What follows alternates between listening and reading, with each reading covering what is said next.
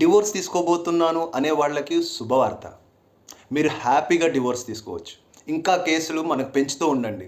డివోర్సులు ఎక్కువగా అయితే కలిసి ఉండాలి అన్న దాని నుంచి విడిపోతే ఎలోన్గా ఉండి ఒంటరిగా ఉండే జీవితంలో వైరాగ్యం చెంది అలా దేవుడి దగ్గరికి వెళ్ళిపోవచ్చు అని ఏదైతే మీరు పెట్టుకొని వెళ్దాం అనుకుంటున్నారో హ్యాపీగా వెళ్ళండి. కానీ దాని యొక్క ప్రభావం కూడా ఒక్కసారి తెలుసుకోండి. ఇద్దరు డివోర్స్ తీసుకోవాలనుకుంటున్న వాళ్ళు ఒకరినొకరిని కనలేదు. వీడు ఈమెను కనలేదు, ఈమె వీడిని కనలేదు. వీళ్ళిద్దరూ ఎక్కడో పెరిగారు, ఎక్కడో వయసు దగ్గరికి ఇద్దరు వచ్చారు. వీడు ఎలా పెరిగాడో, ఎవరిని చూసి వచ్చాడో, ఏమేమి చేసి వచ్చాడో వీడికే తెలుసు. ఈమె ఎవరెవరు పెరిగిందో, ఎలా చేసి వచ్చిందో, ఏమేమి వెతికిందో తెలిసిందో ఈమెకి తెలుసు. వీళ్ళిద్దరూ ఒకరినొకరిని కనలేదు. మీ ఇద్దరూ ఒకరినొకరిని కనలేదు. మీ ఇద్దరూ కలిసి లైఫ్ లాంగ్ వెళ్ళగలవా లేదా అని మాత్రమే చూశారు. ఆ చూసే దాంట్లో మీ తల్లిదండ్రులు వీడు ఎలా ఉన్నాడు, వీడి కుటుంబం ఎలా ఉంది, వీడు ఎంతవరకు వెనకాలుంది, చేయగలడా లేదని వాళ్ళ ద్వారంలో వాళ్ళు చూశారు. అమ్మాయి అబ్బాయి పరంగా కనీసం నా పక్కన నించుంటే బాగున్నారా, మీ ఇద్దరం పేరుగా అనేది కూడా చూశారు మీ ఇద్దరు. కానీ ఇంతకన్నా మీకేం చూడడానికి ఏం తెలియదు. మీకు ఏమైనా తెలుసా? తెలీదు. మరి ఆ విషయాలు మీకు ఎవరు చెప్తున్నారు? ఎలా తెలుస్తుంది? మీ ఇంట్లో వాళ్ళకి తెలీదు, బయట వాళ్ళు చెప్పరు. అవసరం లేదు. నువ్వు బాగున్నావు అంటే ఆహా బాగున్నావు, నువ్వు లేవా అంటే అలా జరిగిందా. వాడికేంటి అవసరం?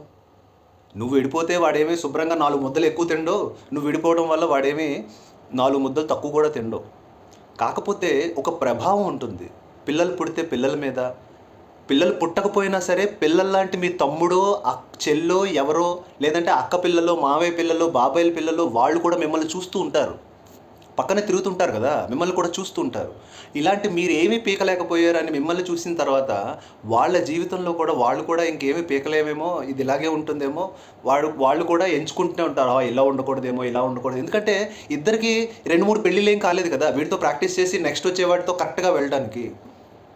అందువల్ల ఈ విషయాలు తెలియనప్పుడు అది చెప్పడానికి పెద్దవాళ్ళు కూడా వాళ్ళకి తెలియక ఎలా చెప్పాలో వాళ్ళకి కొన్ని విషయాలు తక్కువయ్యి వాళ్ళు కూడా ఏం చేయలేక మౌనంగా ఉండిపోయే పరిస్థితులు మనకు కనిపిస్తున్నాయి. ఇది ఇలాగే ఉంటే దాని ప్రభావం ఆ మనిషి నుంచి ఇంటికి వచ్చి, ఇంటి నుంచి సంఘానికి, సమాజానికి వస్తుందంటే సైలెంట్గా ఉంటాం అనుకుంటున్నారా? అంటే ఇది నా జీవితం రా, మేము ఏదైనా చేస్తాం, నువ్వెవడరా చెప్పడానికి అనుకుంటున్నారా?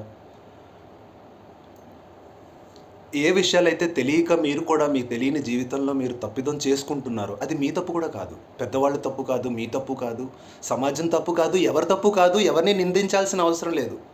వాడిని నిందించక్కర్లేదు, నన్ను నిందించుకోక్కర్లేదు. సమయాన్ని కానీ, విధిని కానీ, ఈ ప్రపంచాన్ని కానీ, ప్రకృతిని కానీ, ఇంకెవరిని కానీ చూపించి మనమేమి వాళ్ళని ఎత్తి చూపలేము.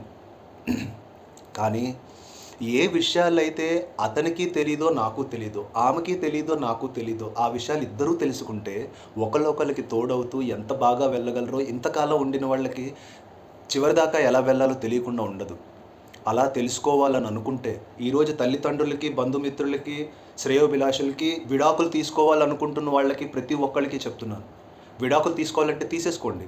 కానీ అందులోంచి కన్నా ముందు ఈరోజు జరిగింది నాకు వేరే వాళ్ళతో జరగదు అని చెప్పి మీరు రాసివ్వగలరా?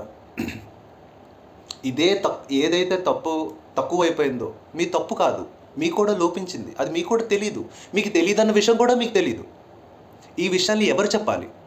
కొన్ని విషయాలని చెప్పేదానికన్నా కొన్ని విషయాలు చూపిస్తే దాని శక్తి ఎక్కువ. సరిగ్గా మీకు ఏం తెలీదో వాటిని మీరు చూడాలనుకుంటే www.missionsadha.orgకి మీరు రండి.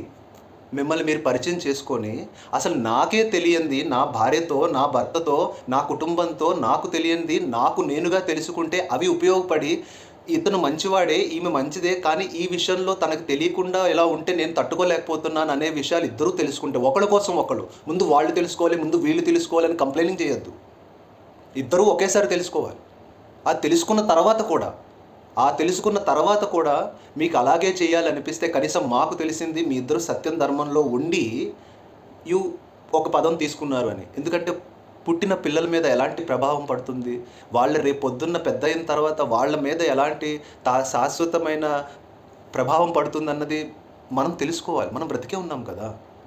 అందువల్ల లోక విద్య సత్య ధర్మం అనే విషయాన్ని ఇప్పటికైనా మీరు తెలుసుకొని, అవి మనకి తెలియని విషయం, మనకి తెలియదు అనే విషయం కూడా మనకు తెలియదు అన్నది ఇప్పటికైనా తెలుసుకుంటే ఇవన్నీ మన చేతుల్లో ఉన్న విషయాలు, ఇవన్నీ ఎక్కడెక్కడికో వెళ్ళక్కర్లేదు. హం సదాచార్.